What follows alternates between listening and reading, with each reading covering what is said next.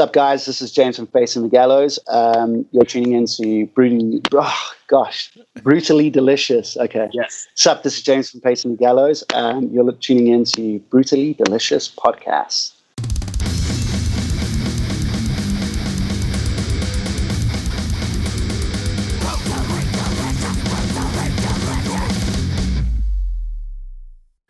Hey, you are listening to the Brutally Delicious Podcast. I am Bruce. I'm Chris, and I'm excited to see if we have the right person on the end of the line. I have no idea. We're randomly dialing. This is either going to go really well or really bad. We might be pranking somebody in South Africa, but at any rate, we're going to be speaking with James Irving from. I've never spoken with a South African band before. Facing the Gallows, fucking heavy as hell. Dude, my doctor was from South Africa, and he was the fucking nicest guy. That's awesome. I don't know what kind of accent South Africans have, so it's going to be pretty interesting. Well, I can only speak to the one that I knew in Canada, and it's kind of like Australia meets Britain. Oh, nice. Well, cool then. We'll go ahead and get James on the line, hopefully, or somebody down in South Africa just hanging out, wondering who these two folks are. Watch it be the fucking prime minister. Here we go. Maybe not. James. Cool. Hey, meet my partner, Chris. Hey, how you doing, Chris, man? how you, man? Yeah, doing cool, dude. Sorry, I don't have video. My bandwidth I'll sucks turn my here, video on. I know Bruce is nervous to be on video. Yeah. Camera shy. Okay. I'm very camera shy. Yeah. Hey, is that an audio technical mic you got there? Yeah, I do. Which one is that? The 2025? What is this actual one? The 2035. 2035. Nice. Yeah. Nice mic. Just in case, because we're like living in Africa, our signal tends to bum out and drop out, and so I don't want you guys missing up anything or that's from your great. end. So we've never talked to a metal band from Africa, and actually, I don't know of too many. There's a metal scene in Africa? Yeah, dude, there is. So it's like we are in Africa, so it's not like this massive scene that's going on here in comparison to like the African type of styles, like Kwaito, or I don't know, just like the dance scene that's going on here. But it is thriving. It's a really killer community. Do you remember when Killswitch Engage did their whole DVD and there was that whole Boston scene that's going on? Yeah. It was there. South Africa has like a similar thing, but across the whole country, not in just one little suburb or one state. So yeah, it's really cool. So good family of fans and family. Yeah. South Africa is quite large, isn't it? Yeah, man. I think so. If you flew from the one side to the other, it probably takes about 3 hours. If you're driving from Joburg to Cape Town, which isn't like from one side to the other, it's about a 17-hour drive. So it's far with a lot of space. Yeah. But the thing is with South Africa is we have like major cities and then nothing in between. Like literally like these small little towns that will dot between these cities, and it's just land. Like if you drive from Joburg to Cape Town, there's an area called the Karoo, and as far as you can see, I'm trying to like think of what would be similar. It's like if you're driving through Las Vegas, it's just this land, and then there's a city. Wow. Are you able to find places to play then? I mean, obviously there are venues and stuff. So can you tour South Africa? Yeah. Or how does that? You can. It takes a lot of planning. Your major cities are Durban. Actually, even Durban's not even a main one. So Johannesburg and Pretoria, which are two cities that are right next to each other. Cape Town's an amazing one. And you have like places like PE. Durban scene is a bit weird. It's sometimes you go play there and you have these amazing shows, and other times it's just a mess. I don't know, like in terms of venues, like we have venues that will come and go pretty quickly. So as a band like us, we tend to find a lot of venues to try and play gigs and kind of set up our own shows and do our own gigs. look, you could do a tour, but not something like a 30-day thing. You can do maybe a week, 2 weeks max, and that's really pushing it.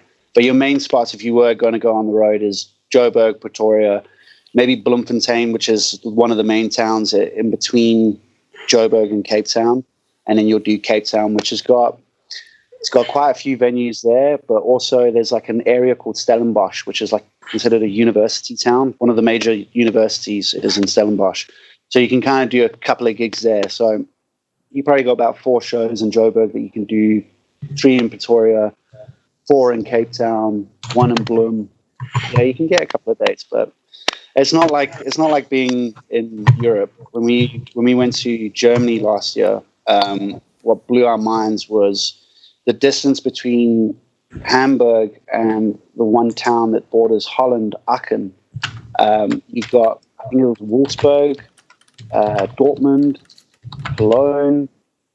It was like Nuremberg. So you got like these major cities in between there, and that distance between Hamburg and Aachen is the same distance between driving from Joburg to Durban. Gotcha. And you can only play in Durban. There's no other place to play in between there. Like the abundance of venues and possibility of a band playing in just one country, it actually blew our minds. It was quite eye-opening. Hey, Bruce, I just got to interrupt you there. Stop typing. So actually, I'm not typing. I hear that too. Who's typing? I don't know. I see James's hand, so he's not. But you can't see my hands, but they're in the air. I heard that too. That was weird. Yeah, not me. Yeah. So fuck you, James. Are you still there? Yeah, I'm still here. Your video dropped out, so I just wasn't sure if you were still there. Okay. See African signal, man. Ah. Cool. You guys are entering winter right now, right? It's 6 degrees right now. Oh my God, that's fucking cold. So what does that mean in real world? It's like no, not in real world. The U.S. is the only one that uses fucking Fahrenheit, man. Fuck, drives me crazy. 6 degrees is like 38. Oh, yeah, it's cold around there. And the thing is, because we have summer from, so our winter probably lasts about 3-4 months. So the rest of the time it's hot.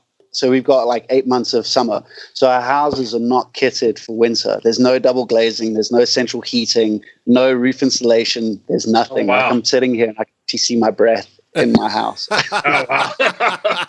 Wow. And okay.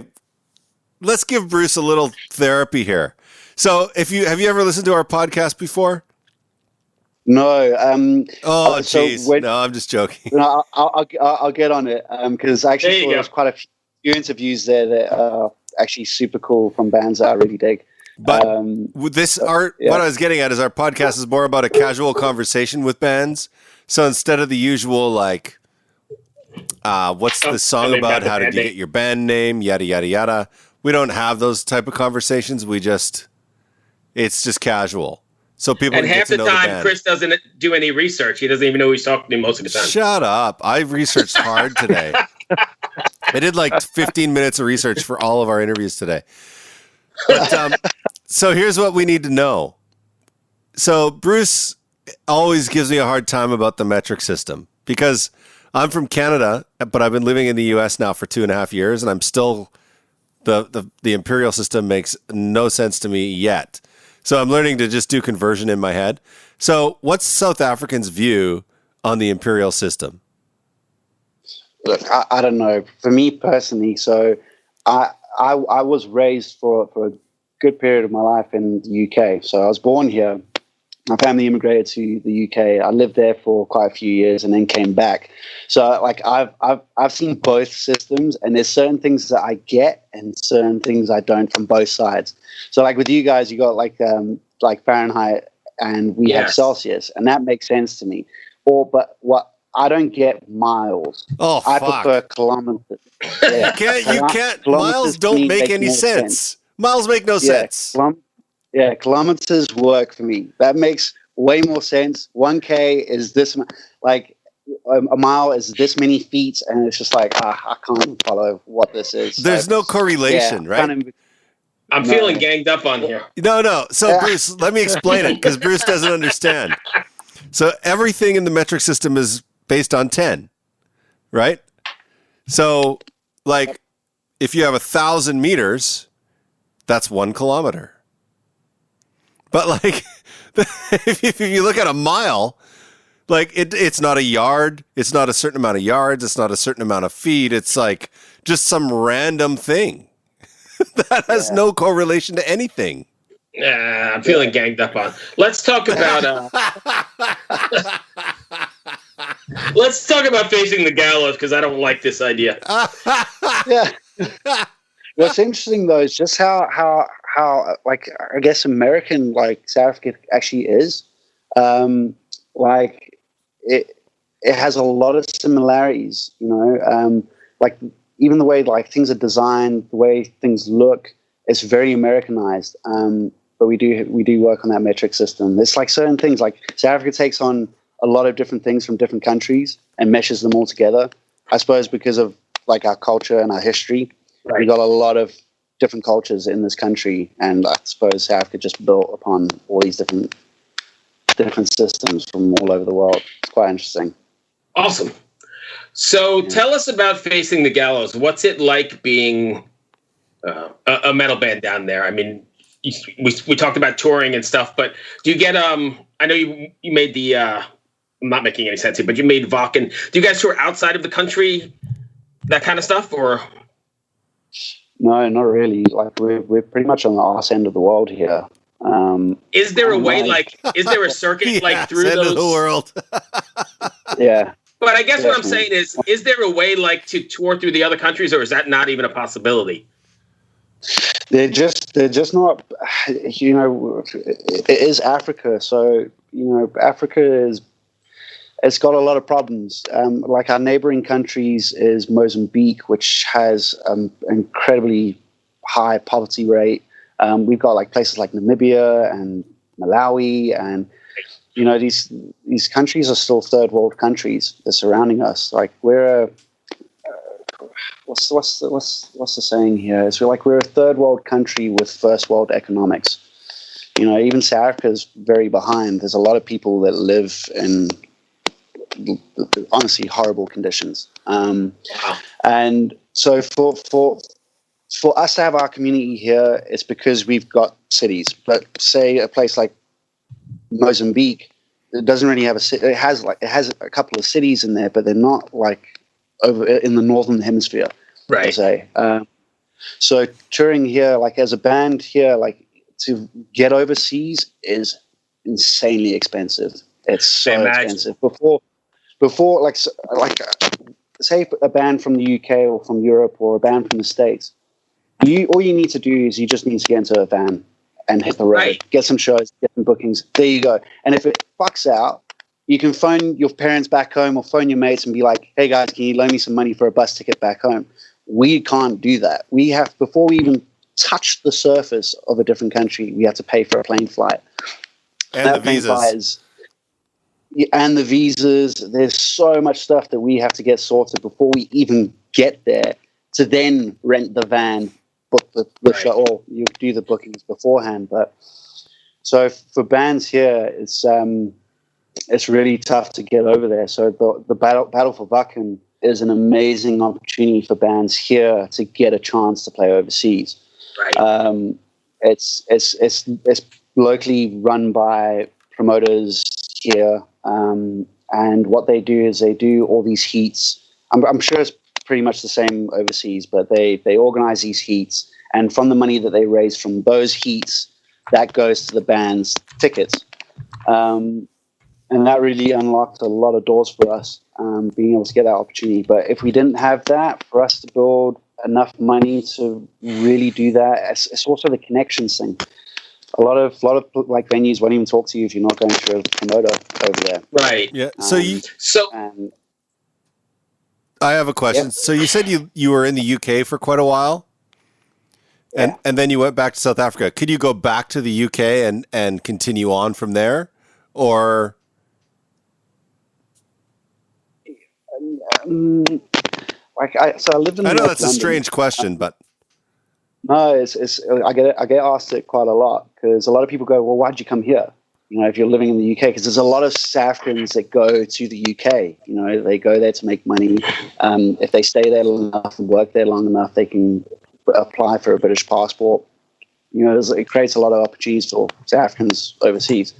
But living there, I suppose, once you've lived somewhere for so long, you see the flaws. Absolutely. So I've seen the worst and the best of London, and no matter where I've been in the world, you're going to have problems, and I don't want to go back to the UK.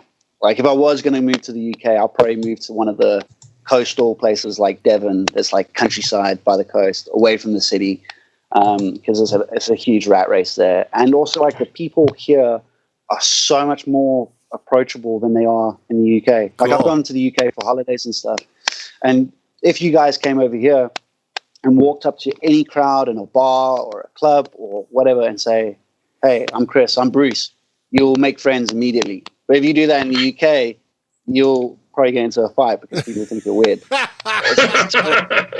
Culturally, it's very different, yeah. Sounds a lot like Canada. So, yeah, definitely. So I probably wouldn't move to the UK. Like, there's questions, you know, like, so we signed with Out of Line, and they're based in Europe, and so a lot of people are like, oh, so you're going to go move over to Europe? And it's like, I don't really want to do that because the expense of living in Europe is super expensive. Right. Even when you're earning euros or dollars or pounds, it's crazy expensive. So for us as a band in South Africa, it actually works in our favor because if we go and tour and we can make money on the road, that exchange rate works super well when we come back home. And also, it's like, South Africa's got its massive problems, but we do have really awesome people. We have an incredible landscape that you can, like, we've got the Drakensberg where there's snow. We've got Cape Town, which is one of the most beautiful cities in the world. It's right by the coast. Durban by the coast. We've got the Karoo. We've got wildlife. Like, there's so many things that are beautiful here, including the people. Like, right. We have crazy crime, and our government is pretty terrible at what they do, but it is a really amazing place to live in. So I think for the most part, Gallows would probably stay here. We wouldn't go back, or I personally wouldn't go back. I'll probably, if I wanted to move overseas eventually, I'll definitely avoid the UK. Maybe Canada. Canada might be a cool place to go to.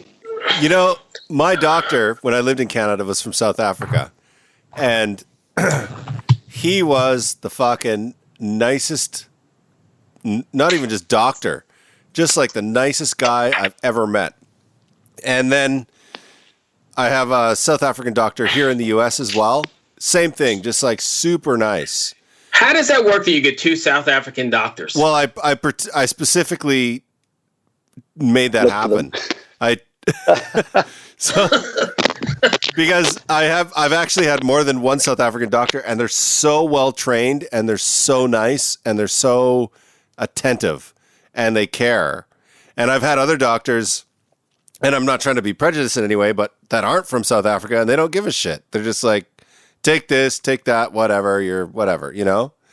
So I don't even know where I'm going here. I don't know how we're talking about a South African doctor telling you to turn your head and cough. It has nothing to do with facing the gallows. Yeah. Okay. Yeah, but well, it's South Africa. So, like, you know, the people here are, yeah, they're really incredible. But especially that thing I said about if you're in a bar in the UK and you approached a group of people, you couldn't do that. Here, you could easily do that, make friends, and be invited to their house for a braai or a barbecue. And with this super welcoming here, like our little scene. I say little, like it's a growing scene. It's still in its infancy in comparison to the rest of the world, but like our fan base is super caring and super supportive, and it's just made of really good people. What's interesting is with South Africa, like we've had gigs cancelled. Like, so Devil Driver were meant to come out at one point, but it was shut down because of like a church that was in the area didn't want the gig to happen, and they protested. And so we got like quite a religious thing that goes on here. And what's super interesting is just the view of metal music. And like, cool, you've got the whole death metal and black metal thing that does the religious stuff, but that's such a small pocket in metal.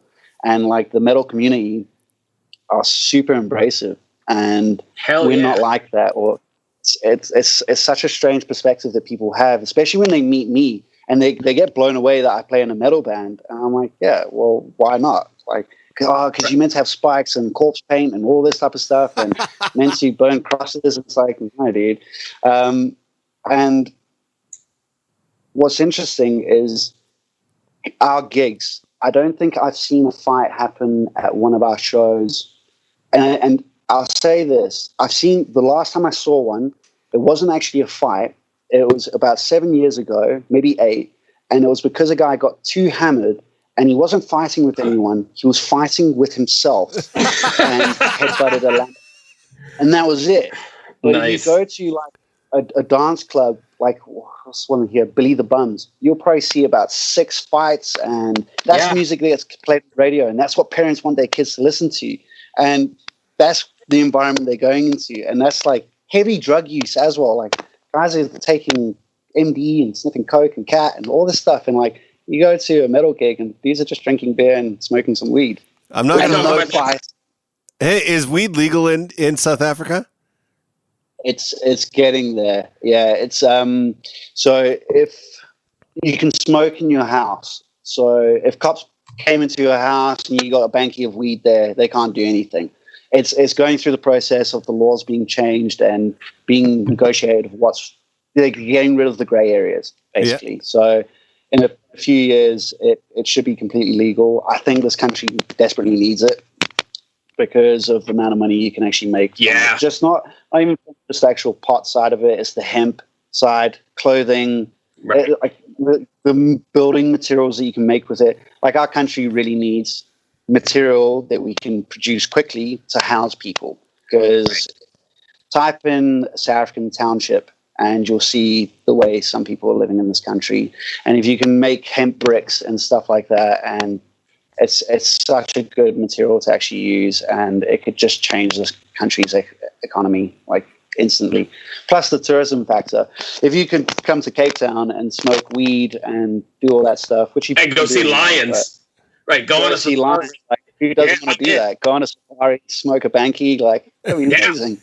A banky. I got to remember that word. That's awesome.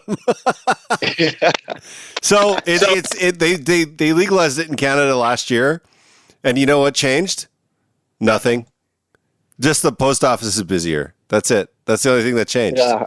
And less people are arrested. No one's going to jail for it. Yeah, and politicians have probably got fat pockets from all the tax that they're ciphering out. Oh, yeah, it's heavily taxed. Huge. It's paid for schools, you know? Which is nice. Which is good. Yeah, that's what we need.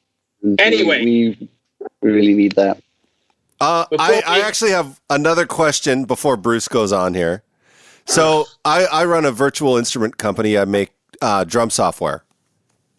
And killer. And the coder that I work with is originally from South Africa. He moved from South Africa in like the 70s or 80s to the US, but his family is still in South Africa. And there was a big water shortage there, I heard. Is that in Cape Town? Yeah. Is that resolved or? Yeah, I think it's stabilized now. So it was in Cape Town, or the western Cape side of South Africa. So Joburg was fine. Everywhere else was fine except for Cape Town, and it was bad. Like you couldn't flush, you could only use water in these certain times. Like it was really hectic. Like we got like a crazy amount of friends that side, and it was really tense for them. But the thing is, like we don't have a government that can handle stuff like that happening. I could talk politics all day, but we have an atrocious government. And then they're not prepared for that type of stuff. It's like the coronavirus. Like our government is just not prepared for this. And it's because they've just spent years and years just stealing money, billions and billions and billions and billions of rands. And it drives me mental. There's one song that we've got called Blackening, which we'll be releasing, I think, in August, and it's heavily based on just what goes on in this country. And our government uses racism and fear tactics to stay in power, and it's just so they can keep their pockets fat. We had a president who spent, I think it was 240 million rand, so say $24 million or euros or pounds just on his mansion. Oh my God. Wow. And it was all out of the taxpayers' money. It was, and he's gotten away with it.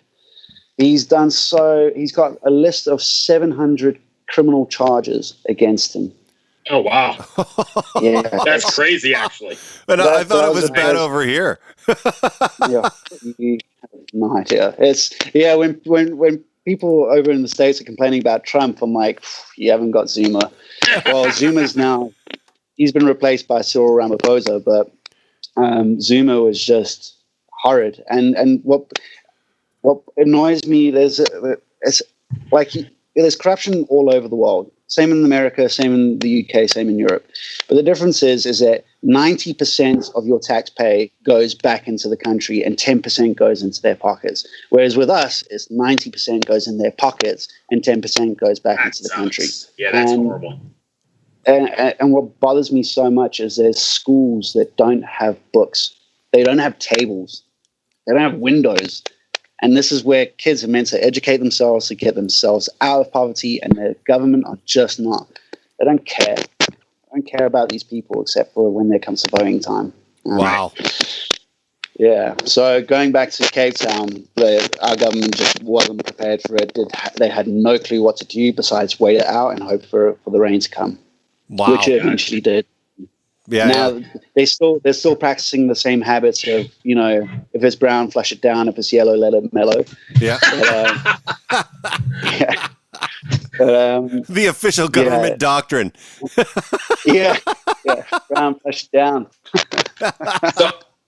So I've got two for you before we have to head out because we're behind on some other ones. But what was it like playing Wacken or Wacken or however you pronounce it?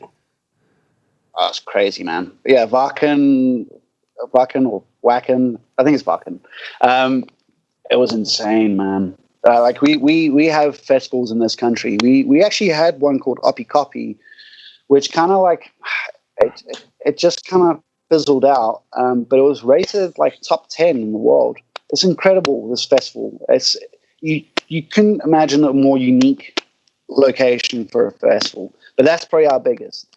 Rocking up to Wacken, but that's also what's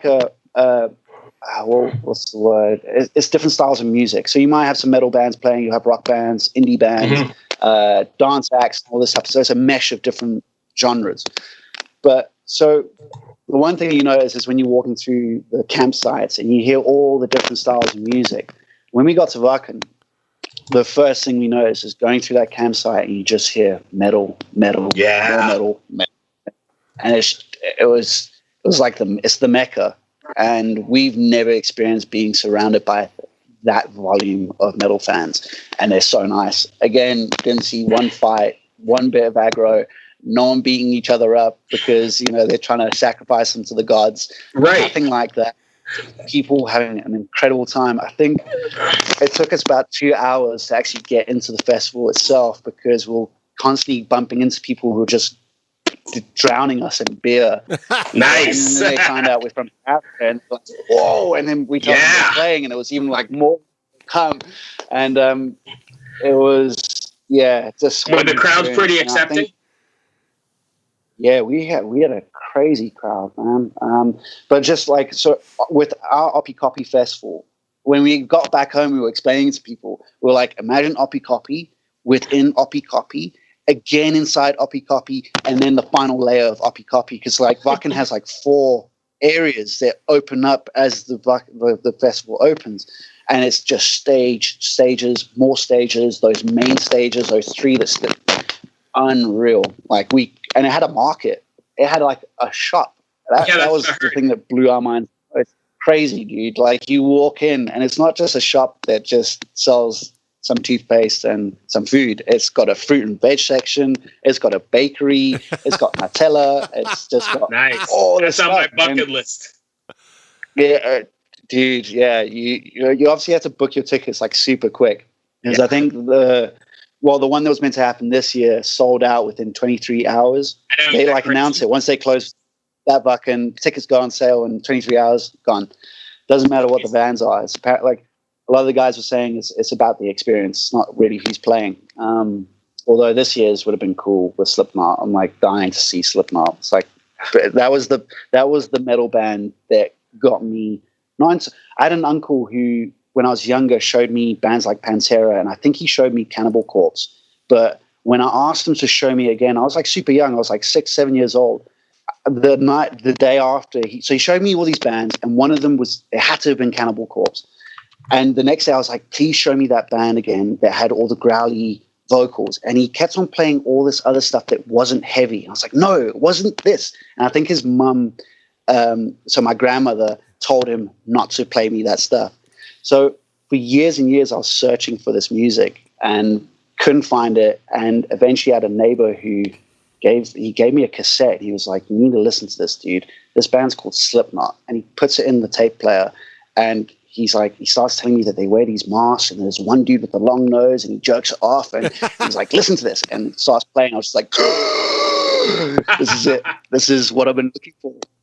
So Slipknot is a bucket list band for me. But yeah, with Buckin, it's just an unbelievable experience, and I've never seen anything of that scale.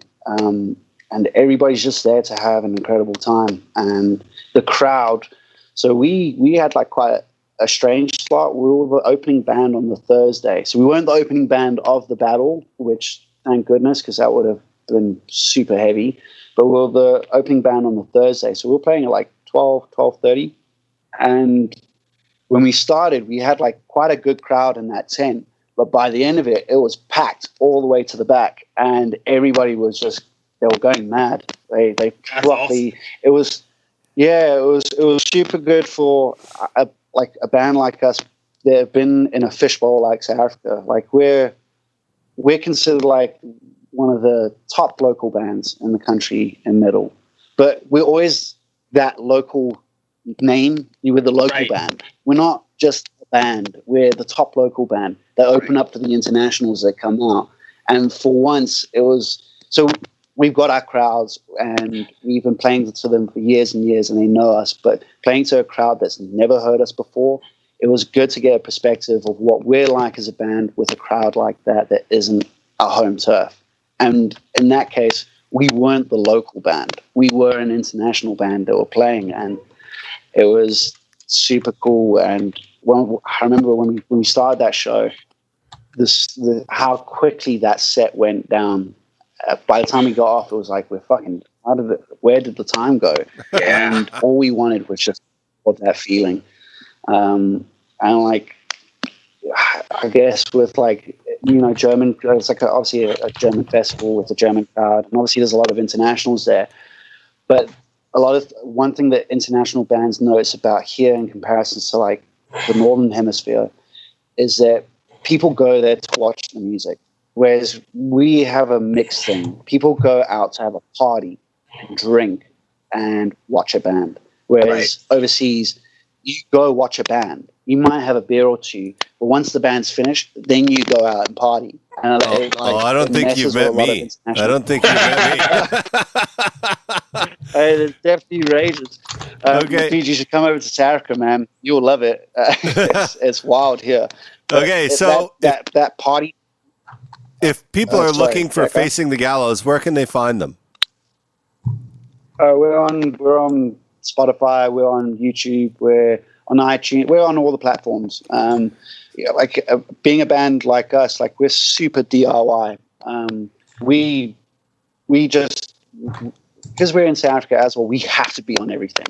So the more that people from overseas can reach us, the better. And so we're on everything. We like going on that DIY thing. Like we do our own music videos. We're fortunate that our guitarist, he's run a business of filming. So yeah, him and his business partner, they film TV ads and all this type of stuff. So it works in our favor. So we do like all our own music videos. We just did a documentary on Wacken. So if you want to check it out, it's pretty cool. It's all done by Chase, the guitarist. Where can you find it? YouTube? YouTube, yeah. Facing the Gallows, and you'll see it. It says Wacken documentary. It's a red picture thumbnail. We do all our own merchandise. We do all our own designs. For the most part, we produce our own music. We record with a friend of ours because he has a studio and just knows how to kick our ass in the right way. But we do everything ourselves. We've never really had financial backing. And that seems to be the story of metal. Yeah, definitely. Right now, so our guitarist, he's just bought a camera switcher, which is super sick, because obviously what's going on now, the whole live streaming thing, and that's becoming massive with this camera switcher. So he's waiting for this one component that does the converting to his laptop, but it means that we can have an 8-camera setup. And they're surprisingly affordable right now. You can get a 4 HDMI out to 4K for like $1,200 US. It's crazy.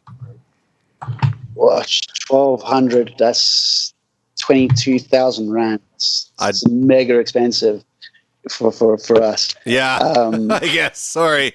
It's 1,200. It's like but what that now puts us in a position is that we can do our own live streaming. And I was saying to the guys in the band, this whole live streaming thing, once everything goes back to normal and shows happen and everything, there's going to be a lot of bands that are going to drop this aspect of performing, And it's actually a massive tool that we've now got to be able to reach people further. So if we can actually set this up at a show, like a proper live gig, so you can actually see there's the crowd, there's people crowd surfing, moshing, whatever.